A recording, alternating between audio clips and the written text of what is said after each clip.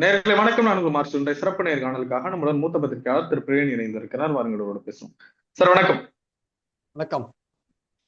தேசிய முற்போக்கு திராவிட கழகத்தின் மாநாடு விஜயகாந்த் அவர்களுடைய மறைவுக்கு பிறகு நெடு நாட்களுக்கு பிறகு நேற்று கடலூர் மாவட்டத்தில் நடந்தது. யாருடன் கூட்டணி என்பதை பிரேமலதா விஜயகாந்த் அவர்கள் முடிவு செய்து விட்டார்களாம். யாருன்னு இப்ப சொல்ல மாட்டோம் அப்படின்றாங்க. யாருடன் கூட்டணியாக இருக்கும்? அவங்க முடிவு செய்து விட்டார்கள் என்பது அவங்க வெளியில அப்படி சொல்லியிருக்காங்க. பட் அவங்க ஒரு பெரிய குழப்பத்துல இருக்காங்கன்றது என்னுடைய கருத்து. ஆக்சுவலி பெரிய குழப்பத்துல இருக்காங்க. என்னன்னா அவங்க அதிமுக பாஜக கூட்டணியோடும் பேசிட்டு இருக்காங்க, திமுக கூட்டணியோடும் பேசிட்டு இருக்காங்க. கடைசியா தாவேகாலையும் ஒரு அதோட ஒரு டச்ல இருக்காங்க. ஆக்சுவலா அவங்க ஒரு பொட்டி வச்சு அவங்க பார்ட்டி ஆபீஸ்ல 83 மாவட்ட செயலாளர்கிட்ட கருத்து கேட்டாங்க. என்ன எந்த கூட்டணியில போலான்ட்டு. அதுல என்ன ஆச்சுன்னா கிட்டத்தட்ட ஒரு 51 மாவட்ட செயலாளர்கள் திமுக அணியில போறதுதான் பெட்டர் அப்படின்னு சீட் எழுதி போட்டாங்க. அதுக்கப்புறம் தான் அதிமுக பாஜக கூட்டணியை பத்தி பேசியிருக்காங்க. அதுக்கப்புறம் கடைசியாக தான் தாவேகா கூட்டணியை பத்தி பேசியிருக்காங்க. இது பிரேமலதா எதிர்பார்க்காத ஒரு விஷயம். இவ்வளவு மெஜாரிட்டியான மாவட்ட செயலாளர்கள் திமுகவோட போகணும்னு சொல்றாங்க.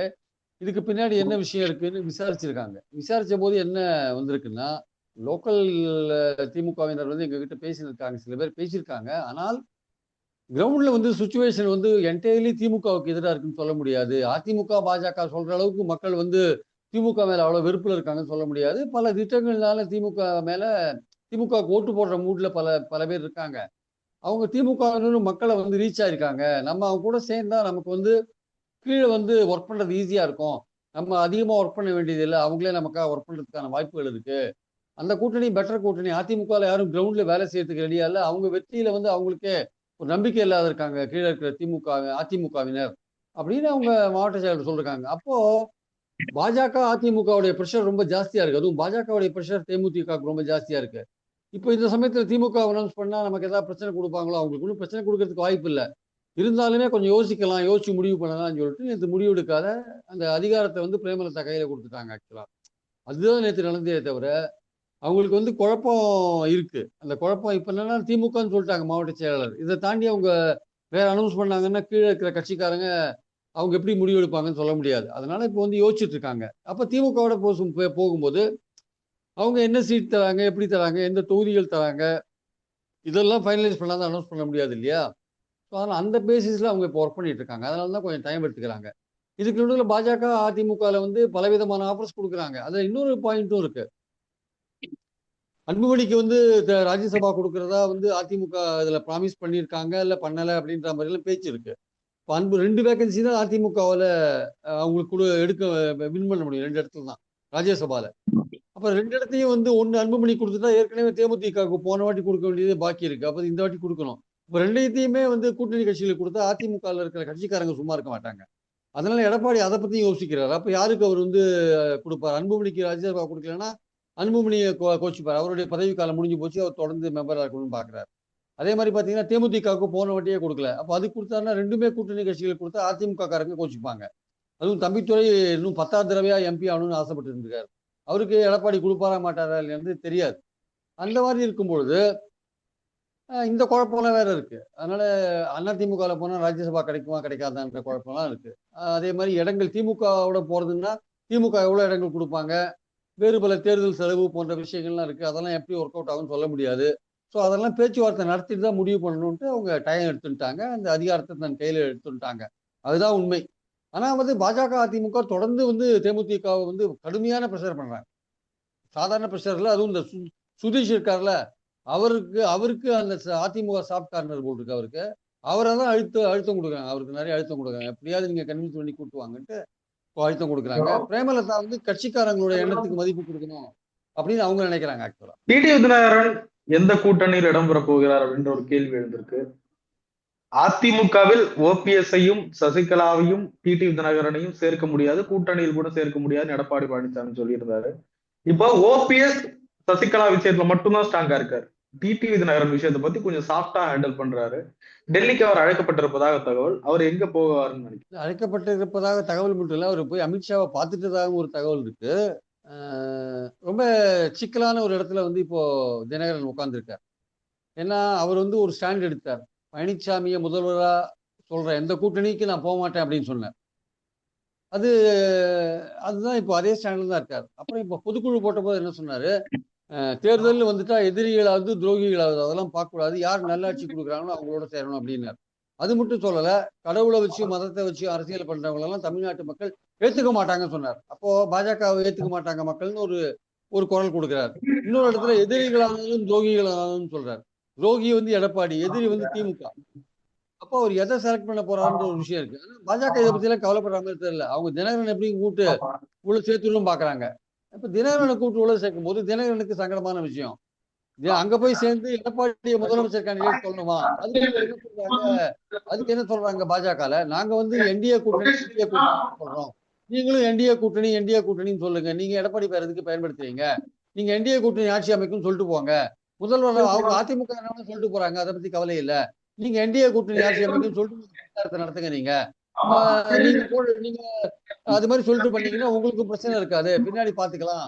அதிமுக தனியா ஆட்சிக்கு மெஜாரிட்டி ஆட்சி இருந்தா கூட நம்ம அதுல பங்கு கேட்கலாம், என்டிஏ கூட்டணி சொல்லிட்டு நம்ம அதுல பங்கு கேட்கலாம் அப்படின்ற மாதிரியான ஒரு விஷயத்தை தினகரனுக்கு சொல்லி கன்வின்ஸ் பண்றாங்க.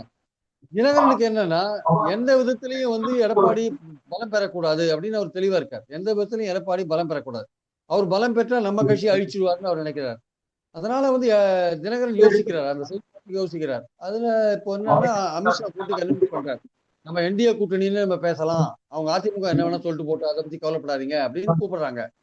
இவருக்கு அங்க போறதுக்கே பிடிக்கல. இவர் தாவேக்காவோட முக்காவாசி பேசி முடிச்சிட்டார். தாவேக்காவோட கிட்டத்தட்ட ஒரு டீல் பேசி முடிச்சிட்டார், செங்கோட்டையன் மூலமா பேசி முடிச்சாச்சு. இவர் தினகரன் அங்க தாவேக்காக்கு போயிட்டாருன்னா அதிமுக ஓட்டும் காலி ஆயிடும். அதிமுக ஆதரவு ஓட்டுகளும் அதிமுக எடுத்துருவாங்க. அதிமுக தோல்வியை தழுவது நிச்சயம்.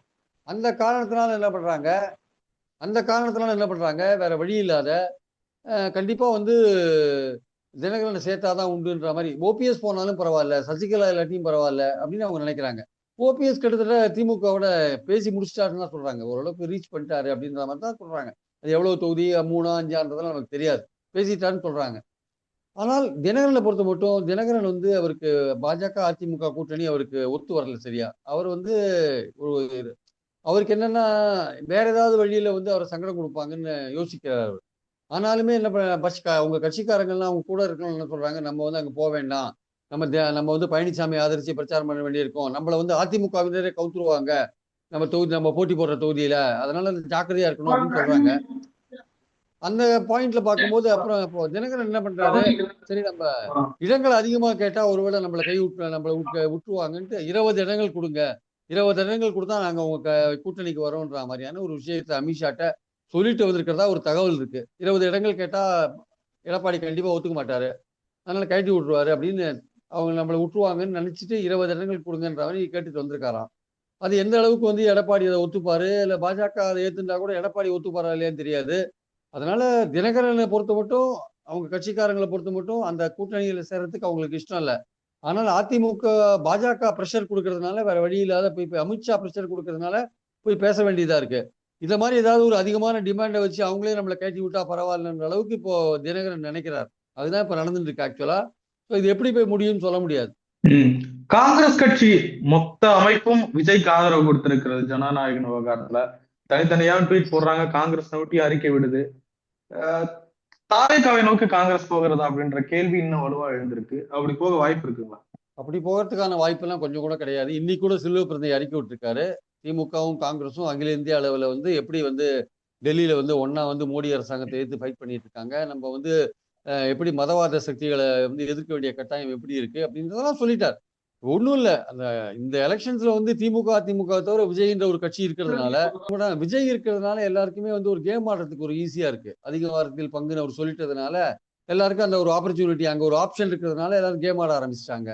ஆனா திமுகல வந்து இது கடுகடுன்னு பார்த்துட்டு இருக்காங்க, என்னடா எப்படி இருக்கேன்ட்டு. அவங்களுக்கு என்னன்னா கட்டுக்கோப்பா வந்த கூட்டணி ஒரு தெளிந்த குளத்துல வந்து ஒரு கல் எடுத்து வீசினா எப்படி இருக்கும், குளம் கலங்கி போயிடும்ல, அந்த மாதிரி நிலைமையை காங்கிரஸ்காரங்க பண்றாங்க அப்படின்னு நினைக்கிறார் அவங்க. ஆனா இந்த மாதிரி பேசுற காங்கிரஸ்காரங்க KS அழகிரி போன்றவர்கள், ஜோதிமணி போன்றவர்கள் என்ன நினைக்கிறாங்க, அதிக இடங்கள் அதிகாரத்தில் பங்குன்ற விஷயத்த வந்து கேட்டா கூட நம்ம திமுக கூட்டணியில தொடர்ந்து அதுலதான் கண்டினியூ பண்றோம், தாவேக்காக்கு போற மாதிரி ஐடியாலாம் இல்லை அப்படின்னு அந்த ஐடியால இருக்காங்க.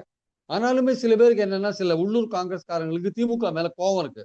ஏன்னா திமுக மந்திரிகள் மதிக்கிறது இல்லை, திமுக மாவட்ட செயலர் மதிக்கிறது இல்லை, அதிகாரிகள் சொன்ன வேலையாறது இல்லை, காங்கிரஸ் எம்எல்ஏக்களுக்கு மதிப்பு இல்லை, அதனால ரொம்ப கோபத்தில் இருக்காங்க. ஆனா இருந்தாலுமே காங்கிரஸ் எம்எல்ஏக்கள் பலர் கூட 18 எம்எல்ஏக்கள் காங்கிரஸ்ல இருக்காங்க. அதில் குறைஞ்சபட்சம் 15 பேர் அது திமுகவோட தான் கூட்டணிக்கு போகணும்னு நினைக்கிறாங்க. இந்த எம்எல்ஏவா இல்லாதவங்க இப்ப எம்பியா இருக்கிறவங்க அவங்களுக்கு 29 எலெக்ஷன்றதுனால இப்ப ஒரு கேம் ஆடி பார்க்கலாமே இந்த மாணிக் தாக்கூர் போன்றவர்கள் ஆடிட்டு இருக்காங்க. ஜனநாயகத்துக்கு சப்போர்ட் பண்றது கேட்டா கருத்து சுதந்திரம் மோடியோடைய வந்து கருத்து சுதந்திரத்தை மோடி அரசு முடக்குது, அதை நம்ம கண்டிக்கிறோம்ன்ற மாதிரி. அப்படி விஜய்க்கு நேரடியான ஆதரவு இல்லாட்டி கூட மறைமுகமா அப்படி ஒரு சப்போர்ட் பண்றது. யார் பாதிக்கப்படுறாலும் அந்த ஆளே குரல் கொடுக்காத உட்காந்துருக்காரு. அவரே ஒரு கள்ள மௌனத்தோட காத்துட்டு இருக்காரு. யார் பாதிக்கப்பட்டிருக்காரு? விஜய் தானே பாதிக்கப்பட்டிருக்காரு. விஜயோட ப்ரொடியூசர் தானே பாதிக்கப்பட்டிருக்காரு. 500 கோடி ரூபாய் கொடுத்துட்டு அவருக்கு பதிலா ஊரே வாயை திறக்குது. அவர் வந்து கள்ள மௌனம் வச்சுட்டு இருக்காரு. அவர் கள்ள மௌனத்துல இருக்காரு. அவருடைய கள்ள மௌனத்துக்கு பின்னணி என்னன்னு தெரியல. அவர் பாஜகவோட ரகசிய தொடர்பு இருக்காரா, இல்ல ஜனநாயகனை வந்து ஒரு இன்னும் கொஞ்சம் இந்த மாதிரி கான்ட்ரவர்சி மூலமா இன்னும் கொஞ்சம் ஹைப் கொடுக்குறாங்களா, இல்ல பராசக்தியோட ரிலீஸ் ஆனா நம்ம தோத்துருவோம்னு பயப்படுறாரா, இல்ல அதோட ரிலீஸ் ஆகணும்னா தனியா தேர்தல் போது ரிலீஸ் பண்ணிக்கலாம், இது டிலே ஆனா பரவாயில்ல, அது வரையும் இந்த ஹைப் கிடைக்கட்டும், இந்த பரபரப்பு இருந்தா நம்ம படத்துக்கு நல்லது தானே. இதுக்கு முன்னாடி பல படங்களுக்கு அது மாதிரி பரபரப்பு வந்து நல்லா போயிருக்கு. தேர்தல் நேரத்தில் வெளியிட்டா ஓரளவுக்கு நல்ல ஹைப் வரும். ஹைப் வந்தா நம்ம பாஜகவும் அது மாதிரி நினைக்குது. தேர்தல் நேரத்தில் ஒரு ஹைப் வந்தா திமுகவுக்கு அவங்க ஓட்டை பிரிக்கிறதுக்கு ஈஸியா இருக்கும். இன்னும் கொஞ்சம் விஜய் பலமானார்னா அதிமுக ஓட்டு வாங்குறதோ இல்லையோ அதை பத்தி நம்ம கவலை இல்லை, திமுகவை தோக்கடிக்கணும், திமுக ஓட்டை விஜய் எடுத்தாருன்னா பெட்டர் தானே அப்படின்னு பாஜகவும் நினைக்கிறா. ஒருவேளை பாஜகவும் விஜயும் சேர்ந்து கேம் ஆடுறாங்களா, அப்படிலாம் பல பேச்சுக்கள் இருக்கு. ஆக்சுவலா இந்த படத்துக்கு ஹைப் கொடுக்கறதுக்காக தான் இந்த டெல்லி எல்லாம் நடக்குதான்னு. ஆனா இதுல கோர்ட் சம்மந்தப்பட்டிருக்கிறதுனால அவ்வளவு சீக்கிரமா நம்ம இந்த வதந்திகள்லாம் நம்ப வேண்டிய அவசியம் இல்லை. ஆனால் ஒரு விஷயம் என்ன தெரியுதுன்னா, விஜயோடைய படத்தை டிலே பண்றதுக்கான விஷயங்களை மத்திய அரசு கையில் எடுத்திருக்கு. அதுவும் மத்தியில முருகன் தான் மத்திய மந்திரி, தகவல் தொடர்பு மந்திரி. அவர் தான் இந்த தமிழ்நாட்டு ஆள். அவர் தமிழ்நாட்டு ஆளு. இவர் விஜயோடைய படத்தோட இம்பார்ட்டன்ஸ் அவருக்கு தெரியும். விஜய் அரசு கட்சியை ஆரம்பிச்சு கொள்கை எதிரி பாஜகன்னு சொன்னதும் தெரியும் பாஜகவை. ஆனா விஜய் என்ன பண்றாரு, புத்திசாலித்தனமா கடந்த ஒரு மாசமா வந்து பாஜக ரொம்ப விமர்சிக்காத இருக்கார். பேரே சொல்லாம இருக்கார், பாஜக என்ற பேரையே உச்சரிக்காம இருக்கார். பாண்டிச்சேரியில பாஜக கவர்மெண்ட் ஆட்சி செய்து அதை பத்தி விமர்சிக்கவே மாட்டேன்றார். சிறுபான்மையோர் வந்து நாடு முழுக்க தாக்கப்படுறாங்க, அதை பத்தி கண்டுக்கவே மாட்டேன்றார். இந்த மாதிரிலாம் இருக்கும் பொழுது அவருக்கே ஒரு பயம் இருந்திருக்கு, நம்ம படத்தை வந்து ஏதாவது பண்ணுவாங்கன்ட்டு. ஸோ அது எதிர்பார்த்தபடி நடந்திருக்கு. ஆனா இது வந்து பாஜகவும் சேர்ந்து பண்ணி விஜய்க்கு ஒரு ஹைப் கொடுக்குறாங்களா, இல்ல இது இயல்பாவே வந்து பாஜக அரசு வந்து சென்சார் போர்டை பயன்படுத்தி விஜய்க்கு தொந்தரவு கொடுக்குறாங்களான்றது ரெண்டு விஷயம் பார்க்கணும். அதில் இதுல வந்து எக்ஸாக்டா வந்து கிளியரா வந்து நம்ம இந்த விஷயத்த சொல்ல முடியல. பட் இதெல்லாம் வந்து ஒரு வதந்திகளா பேச்சுக்களா அவ்வளவு வரதை நம்ம பார்க்கிறோம்.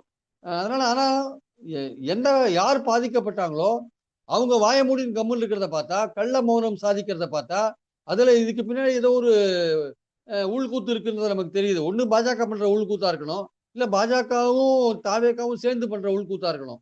ரெண்டுத்துக்குள்ள ஏதாவது ஒண்ணு இருக்கணும். இல்ல தாவேக்கா நடத்துற உள்கூத்தாவே இருக்கலாம். நம்ம படம் ஐ போராட்டம் டிலே ஆனாலும் பரவாயில்ல அப்படின்னு அவங்க நினைக்கிற மாதிரியான விஷயங்கள். ஸோ இந்த மாதிரி பல விஷயங்கள் வந்து கரண்ட்ல வந்து பேசு பொருளா மாறிட்டு இருக்கிறத நம்ம பாக்குறோம். அல்டிமேட்டா இதை பத்தி குரல் கொடுக்கிற விஜய் குரல் கொடுக்காத இருக்கிறதுனால, இதுக்கு பின்னாடி ஒரு கள்ள மௌனம் சாதிக்கிறதுனால, இதுக்கு பின்னாடி ஏதோ விசேஷங்கள் அவருக்கு தெரிஞ்சுதான் பண்றாரான்ற ஒரு விஷயம் இருக்கு. எலெக்ஷன் சமயத்துல படத்தை விடலான்னு ஒரு ஐடியாவில் இது மாதிரி டிலே பண்றாரான்னு கூட யோசிக்க வேண்டிய அவசியம் இருக்கிறத பாக்குறோம். அந்த கோர்ட் நடுவில் இருக்கிறதுனால நம்ம முழுசா இந்த விஷயங்கள் எல்லாம் நம்ப முடியாதபடி இருக்குன்னு பாக்குறோம். ஆனா இதெல்லாம் பேசு பொருளா தமிழ்நாட்டில் இருக்குன்றதையும் நம்ம பாக்குறோம். ஸோ இந்த சூழல்ல பார்க்கும்போது தாவேகா பக்கம் வந்து காங்கிரஸ் போறதுக்கான வாய்ப்புகள் ரொம்ப ரொம்ப குறைவு. என்ன காரணம்னா, முதல்ல வந்து தாவேகா வந்து பாஜகவை வந்து உண்மையிலேயே வந்து கொள்கை எதிரின்னு சொல்லிட்டு கடுமையா எதிர்க்கிறாங்களா இல்லையான்றது ஒரு பெரிய கேள்விக்குறியா இருக்கு. அதனால காங்கிரஸ் அந்த இடத்துக்கு போகுமான்னு தெரியாது. காங்கிரஸ் திமுக கூட்டணியோட அந்த பேசிக் அடிநாதமே என்னன்னா வந்து பாஜக எதிர்ப்பு தான். அதை வந்து விஜய் எடுப்பாரா இல்லையான்றது தெரியல. கடந்த ஒரு மாசமா வந்து பாஜகவை பத்தி விமர்சிக்க மாட்டேங்கிறார் விஜய். பாண்டிச்சேரிக்கு போறாரு, அங்க இருக்கிற கூட்டணி அரசு பாஜக அரசை விமர்சிக்கவே இல்லை அவர். இது ஆட்சியில் இருந்தா தான் விமர்சிக்க முடியும்னு இங்க வந்து சொல்றாரு. அங்க போய் ஆட்சியில் இருக்கிற பாஜகவை விமர்சிக்காத ஓடி வந்துட்டு இருக்காரு. அதனால வந்து இவங்க போக மாட்டாங்க. காங்கிரஸ் மேலிடம் அந்த விஷயத்துல தெளிவா இருக்கு. பாஜக எதிர்ப்புல வந்து திமுகவும் காங்கிரஸும் தெளிவா இருக்காங்க.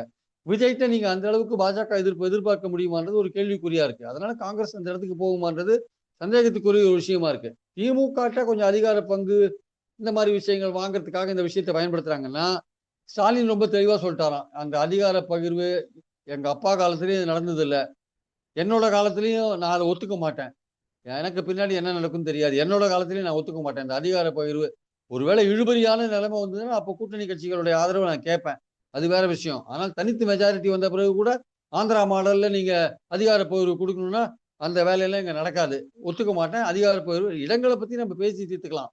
ஆனால் உங்க ஆட்கள் எதை பத்தி பேசினாலும் நாங்க போடுற குழுவோட தான் வந்து பேசணுமே தவிர வெளியில பேசக்கூடாது. நீங்க வெளியில பேசுனீங்கன்னா இந்த கூட்டணியை பத்தி தவறான இமேஜ் வெளியில போயிட்டு இருக்கு. அதனால எங்க குழுவோட வந்து பேசுங்க. வெளியில பேசாதீங்க. அப்படின்னு தெளிவா சொல்லியிருக்காரு காங்கிரஸ் மேலிடத்திட்ட.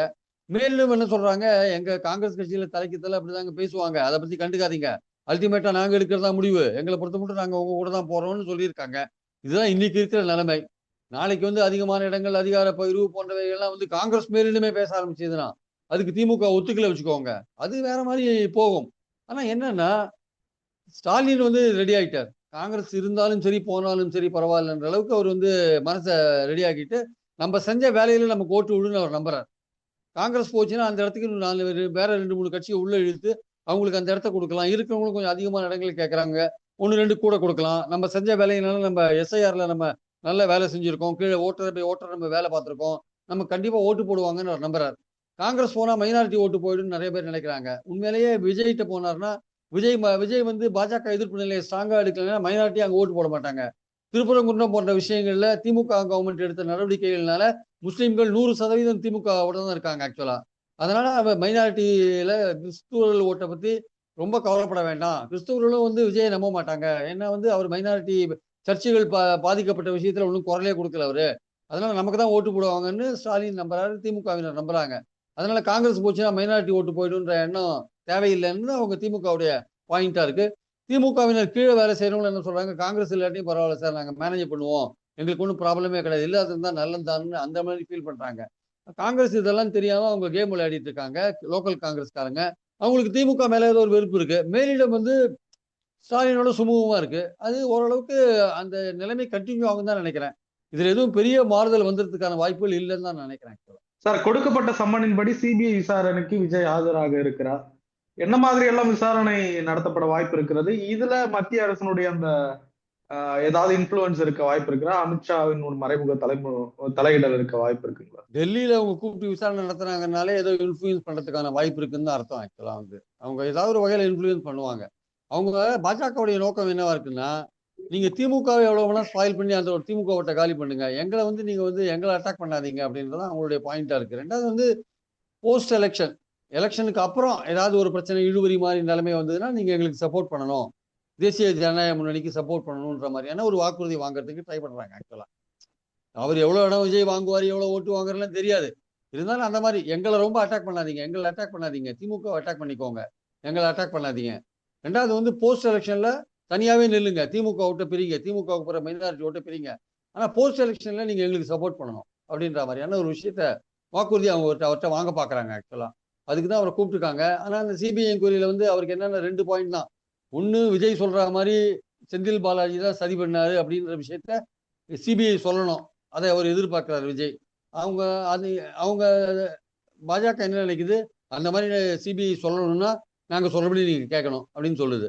இல்லாட்டி என்ன பண்ணுவாங்க அப்படின்னா, இல்லாட்டி இந்த கூட்டம் நடத்தின முறையே சரியில்லை, விஜய் நடத்தின கூட்டம் சரியில்லை, சொன்னபடி வரல, லேட்டா வந்தாரு, அந்த கூட்டத்துக்கு வந்து தண்ணி வைக்கல, அது வைக்கல, தண்ணி கொடுக்கல, இந்த மாதிரி விஷயங்கள், போலீஸ் சொன்னபடி நடக்கல, இதெல்லாமே காரணம் கூட்டத்தை ஏற்பாடு பண்ண விஜய் தான், அந்த தாவேக்க தான் அப்படின்ற ஒரு அறிக்கையை கொடுக்கறதுக்கான வாய்ப்பு இருக்கு. ஸோ அது கொடுத்தா விஜய்க்கு ஒரு டேமேஜ் ஆகும். ஆனால் இந்த சிபிஐ விசாரணை பார்த்தா விஜய் பயப்பட வேண்டிய அவசியம் இல்லை. இது ஒன்றும் பெரிய கிரிமினல் குற்றம், கொலை குற்றம் அதெல்லாம் கிடையாது, ஊழல் குற்றம்லாம் கிடையாது. இருந்தாலுமே வந்து இவர் பேர், கட்சி பேர் கெட்டுடும், இவர் பேர் கெட்டுறதுக்காக இவரை வந்து கொஞ்சம் ஓரளவுக்கு சிபிஐ விசாரணையை வச்சு கொஞ்சம் சைக்கலாஜிக்கலா அவரை வந்து டெல்லியில கூப்பிட்டு வச்சீங்கன்னா உங்களுக்கு சைக்கலாஜிக்கலா பயமுறுத்துறதுக்கு வாய்ப்பு இருக்கு. இங்கெல்லாம் லோக்கல்லாம் அப்படி இல்லை. அங்கெல்லாம் வந்து உங்களுக்கு விசாரணை முடிஞ்ச பிறகு ஒரு 10 மணி நேரம் விசாரணை பண்ணிட்டே இருப்பாங்க ஒரு இடத்துல உட்கார வச்சு. அவங்க கேள்வி கேட்கறதே கம்மியா இருக்கும், உட்கார வச்சுருவாங்க பேசாம. அடுத்த நாள் வாங்கன்னுவாங்க, அதுக்கு அடுத்த நாள் வாங்கன்னுவாங்க.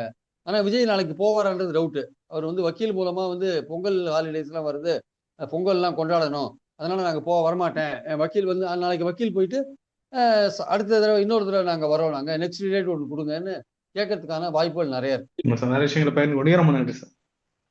தேங்க்யூ.